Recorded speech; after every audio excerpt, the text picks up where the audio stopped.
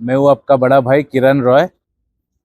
तो आज का वीडियो का मुझे एक रिक्वेस्ट आया बहुत जनों से कि please make a video on the manipulation tactics which Indian women play on their husbands and on their boyfriends.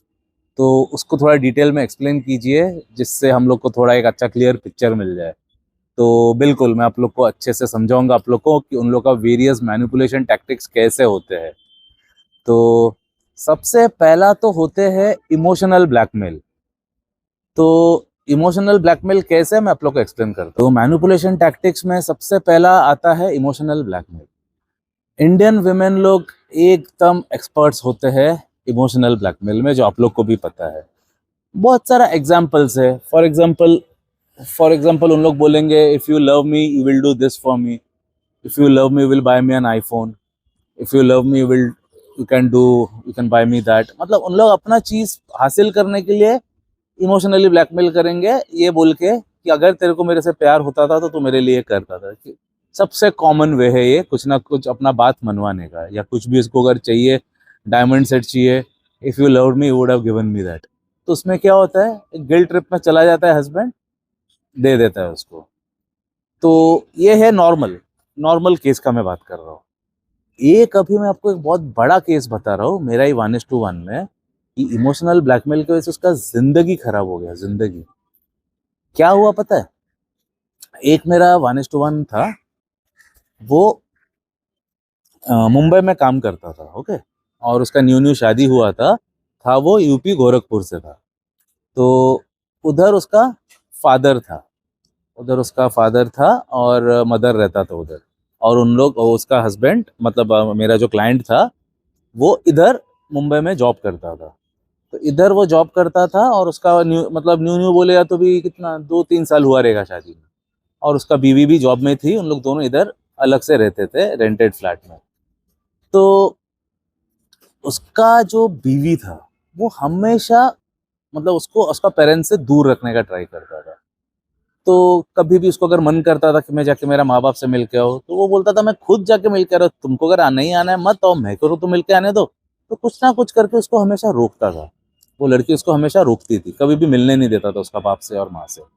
कुछ ना कुछ इमोशनल ब्लैकमेल करता था, कुछ ना कुछ ऐसा टैक्टिक खेलती थी और उसको जाने नहीं देता था मैनिपुलेट करके। तो फिर एक बार क्या हुआ, उसका मेरा जो क्लाइंट है उसका फादर बहुत ज़्यादा बीमार हो गया। बहुत ही ज़्यादा बीमार हो गया, हॉस्पिटलाइज हो गया उधर ही उनके गांव में, मतलब जहाँ वो रहते होम टाउन में। तो उसने उसका माँ का फ़ोन आया, बोला कि बेटा तेरा फादर तो भी एकदम मतलब बहुत ही हालत ख़राब है, बार बार बोल रहा है कि तेरे से मिलने को उसको मन कर रहा है बहुत। तो तू आ जा, क्योंकि मुझे नहीं लग रहा है कि वो भी ज़्यादा मतलब अच्छा कुछ न्यूज़ तो दिख नहीं रहा है। तो आ जा, उसको तेरे से एक बार मिलना है, लास्ट मिल ले उससे, अगर मतलब उसका एक इच्छा है तेरे से मिलना है, और मुझे भी नहीं लग रहा है कि ही विल मेक इट। तो तू आ जा, कुछ भी हो सकता है अभी।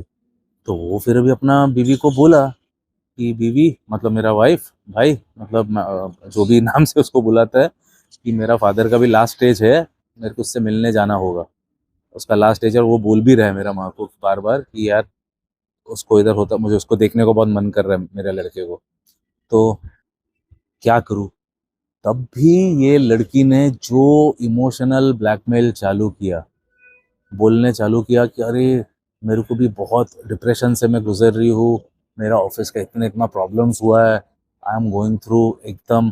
So if you love me you would never leave me alone during such times. कुछ तो ऐसा बनाया बहाना, कुछ तो कि मेरा ऑफिस का ऐसा ऐसा प्रॉब्लम हुआ है, मेरे ऊपर किसी ने कुछ रॉन्ग एलिगेशन डाला है, तो आई एम फाइटिंग ये इन्वेस्टिगेशन हुआ है, तो I am in a very bad state mentally, I am feeling depressed, I am feeling suicidal. क्योंकि वो लड़की मतलब बहुत ही खराब लड़की था, जो मतलब ये सब होने के बाद उसने मेरे को काउंसिल किया था, बिकॉज वो एकदम डिप्रेशन में था बेचारा। मेरा जो क्लाइंट था वो क्या हुआ वो मैं आपको बता रहा हूँ, सब परमिशन लेके ही मैं बोल रहा हूँ।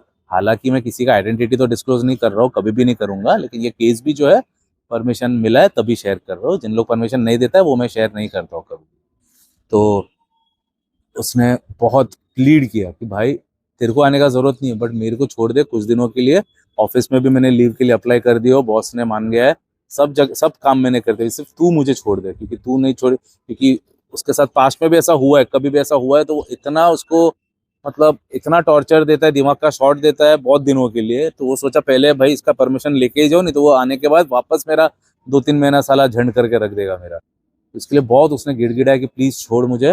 वो लेकिन पूरा इमोशनली उसको ब्लैकमेल किया कि देख, now I am at the lowest एब ऑफ माई लाइफ, मैं इमोशनली मतलब मैं मेंटली डिप्रेस्ड हूँ कम्प्लीटली, और मुझे दवाई लेना पड़ेगा। I need you now, so now if you love me don't leave me alone and go to your father. वो डायरेक्ट 3-4 दिन के लिए जा रहा हूँ मैं, जिंदगी भर के लिए थोड़ी तेरे को छोड़ के जा रहा हूँ।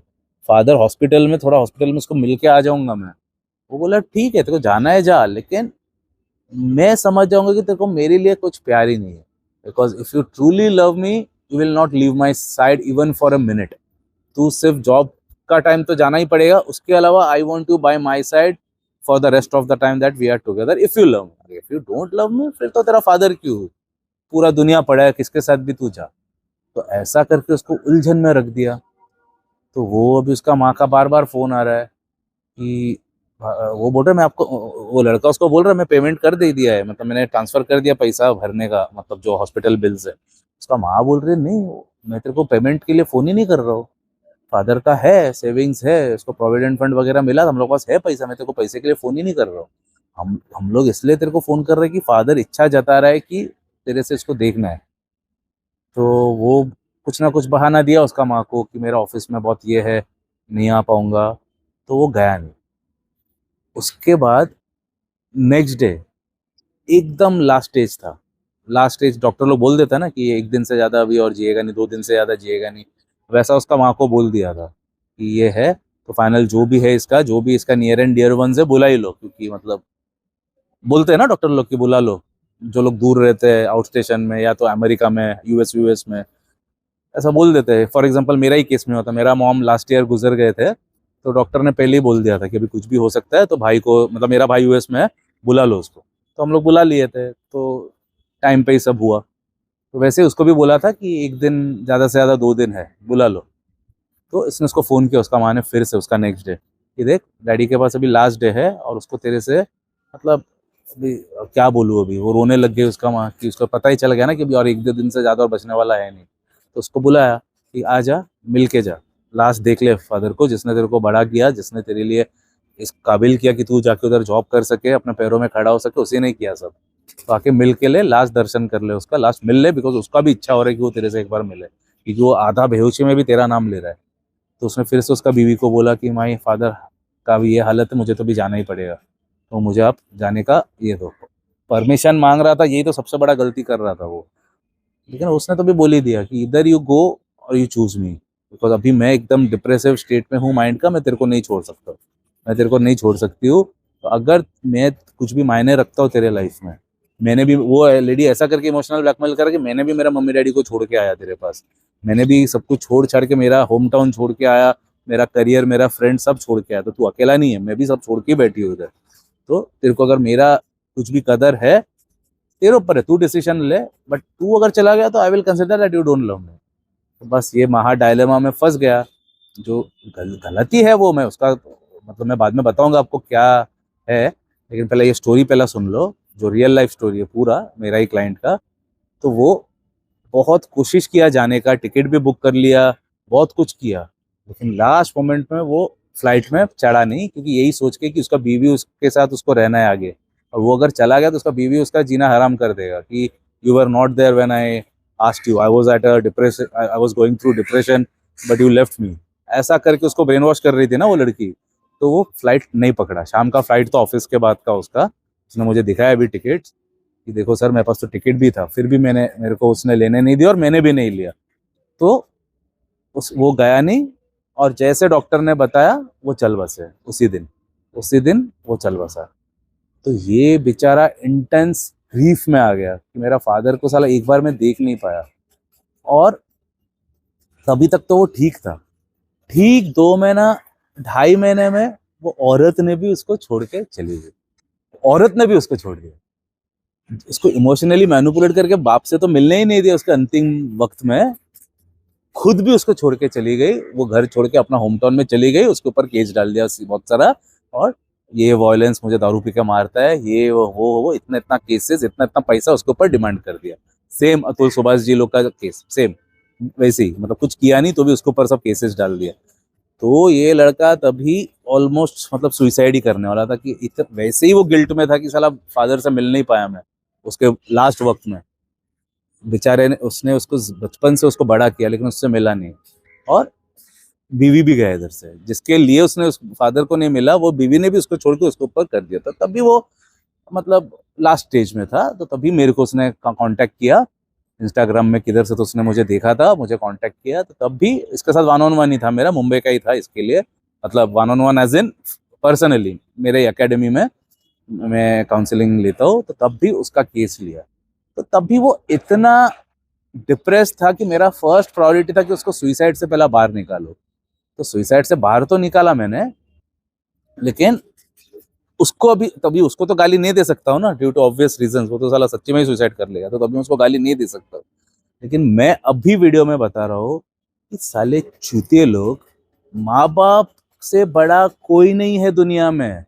जो इंसान बीवी के लिए अपना माँ बाप को छोड़ सकता है, उससे कमजोर और उससे घटिया इंसान कोई नहीं है। वो सबसे थर्ड कैटेगरी का इंसान है, जिसको तो मेरा बस चले मैं तो कान के नीचे बजाऊंगा। याद में अगर सुइसाइडल नहीं रहता था मैं तो उसको उधर ही बजाता था मैं उसको, कि साला बाप ने उसको बड़ा किया, बाप ने उसका पूरा कमाई डाल दिया उसके एजुकेशन में उसको, ताकि वो इधर एक अच्छा मकाम में जॉब कर सके। और जब उसको जरूरत था, पैसे का भी जरूरत नहीं था उनको, सिर्फ एक बार देखने का जरूरत था, उसका बीवी था, मतलब उसका माँ था उसको ख्याल रखने के लिए, उसको ख्याल रखने के लिए नहीं बुला रहा था, कि जिस जो एक खुद का संतान है, ओनली सन है, उसको देखने का इच्छा जताया था उसका डाइंग फादर ने, कि एक बार देख लूं तुझे बस, ताकि मैं चैन से मर सकूं। और फिर भी वो गया नहीं एक औरत के बोलने से। तो अभी बोलो आप, अभी ये इमोशनल ब्लैकमेल तो है ही ऑफ द हाईएस्ट ऑर्डर, लेकिन कितना बड़ा गलती किया उसने। तो मेरा moral of the story from this point of emotional blackmail है, never ever succumb to their emotional blackmail. तुम्हारा फादर मदर, उन फैमिली बहन, उन लोग पहले आता है, पहला जिंदगी तुमने उनके साथ बिता है। ये लेडीज लोग सब बाद में आया अपना कॉज को पूरा करने के लिए। तो सबसे पहले मैं, मेरे को भी गाली वगैरह नहीं देने का इसके लिए बता रहा हूँ, उनका इमोशनल टैक्टिक्स पे कभी मत फंसो। ये उनका कॉमन टैक्टिक है जो मैं कॉल आउट कर रहा हूँ पब्लिकली। मतलब ऐसा बोलेंगे, if you love me don't go to your father, जो मैंने एकदम रियल लाइफ केस दिया, एकदम लाइव केस दिया तुम लोग को, जो हुआ मेरे साथ। बेचारा मेरे को, मैं तो इतना इमोशनल हो गया था सुन के, बट मेरा पेशे में मैं अभी इमोशनल नहीं बन सकता हूँ, तभी मैं चश्मा पहना रहता हूँ, ताकि मेरा वल्नरेबिलिटी आप लोग तक ना आए। लेकिन मेरे तो, मैं तो उस मतलब वो जितना सुइसाइडल था उससे ज्यादा साला मैं डिप्रेशन में, मतलब मैं सैड हो गया था कि साला उसका बाप ने सिर्फ एक बार बोला। इट्स सो टचिंग ना यार ये स्टोरी, एक बुढ़ा आदमी बेचारा जिंदगी भर उस बच्चे के लिए किया, और अभी साला मर रहा है, उसको भी पता है कि मैं मरने वाला हूँ एक दिन में। साला एक बार से वो लड़के को एक बार देखने के लिए तरस गया, क्या होता था अगर जाता था, वो लड़की का क्या उखड़ जाता था अगर जाके अपना डाइंग फादर से अगर मिल लेता था। तो उसके बाद वो लड़का इतना गिल्ट में आ गया कि जिसके लिए मैं अपना, उसको इस बात का गिल्ट नहीं था कि बीवी ने छोड़ दिया, उसको इस बात का गिल्ट था कि साला जिसके वजह से मैंने किया, मतलब फादर को भी मेरे को देखने नहीं मिला लास्ट एक बार। उसने इतना बार बुलाया कि मुझे एक बार साल देख लिया, और बीवी ने साला मेरे को बोला नहीं, अगर तू जाएगा तो मैं, मतलब I will consider that you don't love मी। इतना बुरी तरीके से उसको इमोशनल ब्लैकमेल किया। और वो तभी क्या, वो मतलब वो टिपिकल इंडियन सिंपल लोग कैसा होता है मैंने बताया ना आप लोग, क्योंकि उन लोग वो बीवी का झोरू का गुलाम होता है। तो अभी तो मैं आप लोग को साला ट्रेनिंग दे रहा हूँ, ये सब मैं वीडियोस क्यों बना रहा हूँ मैं, मेरे को क्या पड़ी ये सब वीडियोस बनाने का। मैं एक गिटार टीचर हूँ बस, उससे ऊपर का मैं कोई टीचर नहीं हूँ आइडियली। बट फिर भी मुझे आके बाकी एस्पेक्ट्स ऑफ द लाइफ में भी टीचर बन के आप लोग को बताना पड़ रहा है, ताकि ये सब चीजें ना हो, ताकि आप लोग कमजोर ना बनो, सिंप ना बनो, स्ट्रॉन्ग मैस्कुलिन मेन बनो who calls the shots. Ideally मेरा अगर शिष्य होता था, मेरा स्टूडेंट होता था, मेरा स्कूल ऑफ थॉट्स वाला आदमी होता था, या मेरा छोटा भाई, मतलब आप लोग में से एक होता था, वो क्या करता था, वो बोलता था मैं, मेरा बाप ने मेरे को बड़ा किया है, देखता हूँ कौन सा बाप आके मेरे को रोक रहा है, मैं उसके साथ रह रहा हूँ, तेरे को रहना है रह मेरे साथ, नहीं तो निकल इधर से, तू कुछ नहीं है मेरे लिए। मतलब अगर मेरा फादर और मेरे बीच में अगर तू आ रहा है, फिर मैं फादर को चुनूंगा, फिर तू कुछ नहीं है मेरे लिए। बराबर वो लाइन पे आती थी अगर वो ऐसा स्ट्रांगली बोलता था। बट वो आदमी सिर्फ कमजोर आदमी, उसको उसका खुशी के लिए उसका ब्लैकमेल में आ गया वो, और बाप से नहीं मिला, और जिंदगी भर अभी वो मतलब इतना डिप्रेशन में है कि साला सुसाइड से तो मैंने ऐसा तैसा जैसे तैसे बचाया उसको मैं, लेकिन गिल्ट तो है ही ना अभी। तो बहुत थेरेपी लगेगा उसको बैक ऑन ट्रैक आने में। एक तो बाप भी गया, बीवी भी गया हाथ से, ऊपर से ढेर सारा केसेस, एलिमनी का डिमांड, मतलब इतना खराब होते ना लोग, क्या बोलूं मैं। लड़की तो खराब है ही, बट मैं तो अभी आदमी को भी बोल रहा हूँ, इतना चूतिया किधर से होते हैं। मैं तो बोलता हूँ कि ना स्कूल में ना एक ना मतलब मेरे जैसा कोई, मैं अकेला तो हूँ नहीं, मेरे जैसे और भी बहुत लोग हैं जो लोग ये सब फील्ड में एक्सपर्ट है, जो लोग रियल लाइफ नेविगेटर्स है ड्यू टू देयर एक्सपीरियंसेस, उनका सेशंस रखना चाहिए स्कूल कॉलेजेस में। हम लोग का जैसा लोग, हालांकि मैं नहीं करूंगा, मैं अपना प्रचार नहीं करूँ, मेरे पास टाइम नहीं, मैं एक बिजनेसमैन हूँ, बट मेरा जैसा तो और भी तो लोग होंगे। हालांकि मैं और किसी का कंटेंट नहीं देखता हूँ, लेकिन होंगे ही ना, डेफिनेटली होगा। कोई अकेला मैं वन पीस तो पैदा नहीं हुआ, मेरे जैसा और भी लोग होंगे जिनका मेरे जैसा थिंकिंग है, मेरा जैसा एक्सपीरियंस है। उनका सर्विसेज लो स्कूल्स कॉलेजेस में, और उनसे उनको काउंसलिंग दो, बिकॉज इनको जितना भी ढक्कन लोग के पास एक चीज कॉमन है, सब लोग साला मार्क्स चेस किया है, डिग्रीज चेस किया है, जॉब चेस किया है जिंदगी भर, और कुछ किया ही नहीं है। और कोई इंटेलिजेंस ही नहीं है साले लोगों में, मतलब उनसे ज्यादा जाहिल मैं और किसी को नहीं मानता हूँ। जाहिलपना का एक लिमिट है इन लोग, साला सिर्फ डिग्रीज का नॉलेज, और कोई डिग्री और कोई नॉलेज नहीं उनके पास, सालों के पास। तो this is the biggest point, emotional blackmail जो मैं बता रहा था, with pure heart touching example मैंने बताया आप लोग। नेक्स्ट तरीका of manipulation tactic which women play is playing the damsel in distress. ये तो कितना कॉमन चीज है, कितना लोगों के साथ हुआ रहेगा कि लड़की आपके सामने बोलता है कि बेबी मेरा क्रेडिट कार्ड वाले लोग मेरे ऑफिस में आ गया, मेरा स्कूल में आ गया, मेरे को उन लोग परेशान कर रहे हैं, तो मेरे लिए आप कुछ करो, मुझे आप हेल्प करो। मतलब डायरेक्टली नहीं बोलेंगे उन लोग, मैनिपुलेटर्स है ना उन लोग, ऐसा करके इनडायरेक्टली बोलेंगे, रोएंगे उन लोग कि अरे मैं बहुत तकलीफ में हूँ, अरे नहीं तुमको मैं कैसे वर्डन कर सकता हूँ, अरे तुम्हें मैं क्यों, फिर तुम लोग बोलते हो नहीं बताओ ना मैं हेल्प करूंगा। तो ऐसा कर करके आपसे क्रेडिट कार्ड बिल्स भरवा लेते हैं। मेरा कितना 1:1 है, they ended up paying their entire credit card bills of 2 lakhs 2.5 lakhs, पूरा पूरा भरा है, और बाद में लड़की गायब, बोलता है कुछ नहीं, निकल इधर से। तो ये इमोशनल, इसमें कभी भी आप लोग को सकम नहीं होना है। Whenever you see one common trait of playing the damsel in distress, कि मेरा ये प्रॉब्लम है, मेरा बहन का स्कूल फीस भरना है, मेरे पास पैसा नहीं है, मेरा इतना तकलीफ है, मेरे को माँ बाप लोग बहुत परेशान करता है, मुझे बाप पकड़ के मारता है। और बहुत मैरिड वेमेन लोग का भी एक टिपिकल है कि मेरा हस्बैंड मुझे बहुत मारता है, मैंने 3 बार सुइसाइड अटेम्प्ट किया। मैंने मैं यही बोलता हूँ कि 3 बार अगर सुइसाइड किया, एक भी बार अगर सुइसाइड किया होता था तो वो क्या उसी उसी मॉन्स्टर के साथ रहता था वो फिर से? हाँ, इतना ये ढक्कन लोगों में अक्ल होता नहीं है, सिंप लोगों में, उन लोग ये सॉफ्ट स्टोरी में डैमसेल इन डिस्ट्रेस का ये बाई कर लेते हैं और उनको बचाने चलते हैं, night in the shining armour बन के। लेकिन वो नाइट का ड्रेस ऊपर से है, नीचे से वो नाड़ा वाला चड्डी वाला नाइट है। उन लोग चूतिया लोग, साला दिमाग में अक्ल तो है नहीं, बचाने चला उनको। अबे उन लोग जस्ट मैनिपुलेट कर रहे हैं अपना फायदा निकालने के लिए, तुमसे पैसा हड़पने के लिए, और टू हैव देयर वे। उन लोग एक्सपर्ट्स होते हैं ये मैनिपुलेशन का। उन लोग, अरे भाई डीएनए हर एक के पास एक मैनिपुलेशन टैक्टिक्स होता है, हर एक के पास। मैंने क्रैक किया हो, मुंह पे बोल रहा हूँ, मैंने क्रैक किया उनका कोड।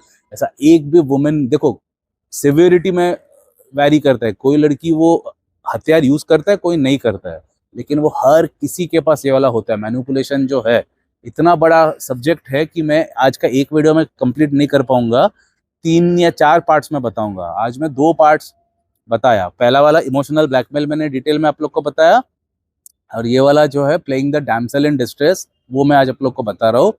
3 या 4 पार्ट्स में मैं आप लोग को पूरा मेरा जो 12 से 14 पॉइंट्स है डिटेल में समझाऊंगा विद रियल लाइफ एग्जांपल्स। लेकिन डैमसेल इन डिस्ट्रेस का उन लोग, आप कभी भी सिम्टम्स अगर देखोगे, श्योर फायर साइन है कि आपको उधर ही भाग जाना है, आपको उनके साथ कुछ नहीं करना है। और अगर अभी बीवी है, अगर वो भी बीवी बन गया कि निकल नहीं सकते हो, तो तभी एक्शन लेना पड़ेगा। बाकी का स्टेप्स है वो सब मैं आगे बताऊंगा आप लोग। लेकिन मैनिपुलेशन टैक्टिक के बारे में आप लोग को एक बात बता रहा हूँ, मैं एक बहुत ही मतलब 20 साल से मैं ये सब चीज़ में रिसर्च कर रहा हूँ, तो उससे मैं इस नतीजे में पहुंचा हूँ कि ऐसा आप लोग का मेजोरिटी इंडियंस लोग क्या सोचते हैं, कोई कोई लड़की लोग ही मैनिपुलेट करते हैं, बाकी अच्छी लड़की लोग नहीं करते। ऐसा सोचते हो ना आप लोग कि नहीं नहीं ये तो मेरी वाली अलग है, मेरी वाली कभी भी ऐसा नहीं करती है, सिर्फ मतलब कोई कोई लड़की खराब जो लड़की है तो उन लोग करते हैं। तो ढक्कन लोग, आप लोग को एक बात बता रहा हूँ आज, आई डोंट थिंक किसी और ने बताया रहेगा आप लोग को। Each and every women, there is nothing called as good women bad women, क्योंकि ये सब चीज डीएनए का खेल है। And each and every women के अंदर ये इंग्रेंड है, फिट है, फैक्ट्री फिटेड है, फैक्ट्री से फिट करके आया, ऐसा नहीं कि बाद में आया वो, फैक्ट्री से ही वो फिटेड है। They are master manipulators, each and every girl. ऐसा मत समझो कि सिर्फ खराब लड़की लोग ही मैनिपुलेटर्स होते, अच्छे लोग नहीं होते। अच्छे लोग के अंदर भी वो ट्रेड्स होते हैं, बट उन लोग अभी यूज करना नहीं करना उनके हाथ में होता है, they choose not to use it. But what I am trying to say इसका डीपर मीनिंग समझो। मैं बताने को ट्राई कर रहा हूँ कि ऑल हैव दिस इनबिल्ट, उनके अंदर पहले से ही इनबिल्ट होते ही है, मैनिपुलेशन टैक्टिक्स उनके अंदर बिल्ट है। लेकिन अगर उनको यूज नहीं करना पड़ रहा है तो वो हथियार नहीं यूज कर रहे हैं, as simple as that. But जो लोग यूज कर रहे हैं वो यूज कर रहे हैं, ऐसा है। बट है उनके पास वो, समझ रहे हो? एक सांप तो समझो, सांप हर एक के पास ही पॉइजन है। कोई चूज कर रहा है आपको काटने का, कोई चूज नहीं कर रहा है आपको काटने का, ऐसा बात हो जाता है। कोई अगर काट, इसका मतलब ये नहीं कि अगर वो सांप पॉइजनस कोबरा है वो आपको काट नहीं रहा है तो फिर वो अच्छा सांप है वो अच्छा सांप नहीं है। जस्ट बिकॉज वो आपको बाइट नहीं कर रहा मतलब वो अच्छा सांप नहीं, उसके अंदर पॉइजन है ही पहले से। ये एनोलॉजी अभी जस्ट अचानक से माइंड में है, इसके लिए मैं बता रहा हूँ, तो थोड़ा हाफ हेजर्ड वे में मैं समझा रहा रहूंगा आप लोग को। बट आप लोग वो जिस्ट ले लो, क्योंकि मैं कभी भी स्क्रिप्ट पढ़ के नहीं आता हूँ। मैं जो मेरे माइंड में आता है दिल से मैं आप लोग को एड्रेस करता हूँ देन एंड देयर। तो उसमें बहुत सारा फ्लॉज या कुछ भी आता रहेगा, लेकिन सांप वाला एनोलॉजी के हिसाब से ही आप चलो। Cobra snake for example, rattle snake for that matter, deadly venom सबके अंदर भरा हुआ है। बट अभी रैटल स्नेक अगर आपको काटेगा तभी आप बोलोगे कि नहीं यार ये तो साला काटता है रे ऐसा नहीं होना चाहिए। रैटल स्नेक के अंदर तू वेदर वो आपको काटे या ना काटे उसके अंदर पॉइजन है ही। तो वैसे ही हर एक लड़की के अंदर मैनिपुलेशन टैक्टिक्स और मैनिपुलेशन जो है वो भरा हुआ है। तो वो जस्ट बिकॉज आपके साथ अभी नहीं निकाला है उसने, अभी वो पॉइजन वो रैटल स्नेक जैसा काटा नहीं है, तो उसका मतलब ये मत समझो कि नहीं नहीं मेरी वाली तो अच्छी है, उसके अंदर तो है ही नहीं है। सब सबके अंदर होते हैं। जैसे हर एक सांप के अंदर पॉइजन होता है, हर एक मतलब रैटल स्नेक के अंदर पॉइजन होता है, हर एक कोबरा के अंदर पॉइजन होता है, वैसे हर एक लड़की लोग के अंदर ये मैनिपुलेशन चीजें होते ही है। तो आज मैंने आप लोग को 2 बताया, नेक्स्ट वीडियो कल ही शूट कर दूंगा। अभी मेरा लाइट कम हो रहा है, इसके लिए मैं इधर ही ये वीडियो को स्टॉप कर रहा हूँ। बट इसका एपिसोड 2 मैं कल ही सुबह शूट करूंगा इमिडिएटली। ये जिस दिन भी आप ये वाला वीडियो देख रहे हो उसका नेक्स्ट डे आपको मतलब नेक्स्ट पार्ट देखने मिल जाएगा, सो दैट वो कंटिन्यूटी चालू रहे आप लोग के भी माइंड में। आप लोग जो स्टडी कर रहे हो वो कंटिन्यूटी आपको बराबर मिलेगा। तो मैं इसका नेक्स्ट पार्ट कल सुबह ही बना देता हूँ। और इसका तो कम से कम 4 पार्ट जाएगा, क्योंकि ये मैनिपुलेशन टैक्टिक एक बहुत बड़ा फील्ड है। लेकिन और मेरे पास उतना एक्सपीरियंस भी है ना लोगों का, 1:1 लोगों का बहुत सारे एक्सपीरियंसेस है, तो वो एक्सपीरियंस के साथ समझाऊंगा। तो इसके लिए 4 एपिसोड्स तक जाएगा। तो मैं इसका नेक्स्ट एपिसोड कल सुबह ही शूट करता हूँ। Okay, I will make a move for today my brothers. I am your elder brother Kiran Roy. I sign off for today. जय हिंद।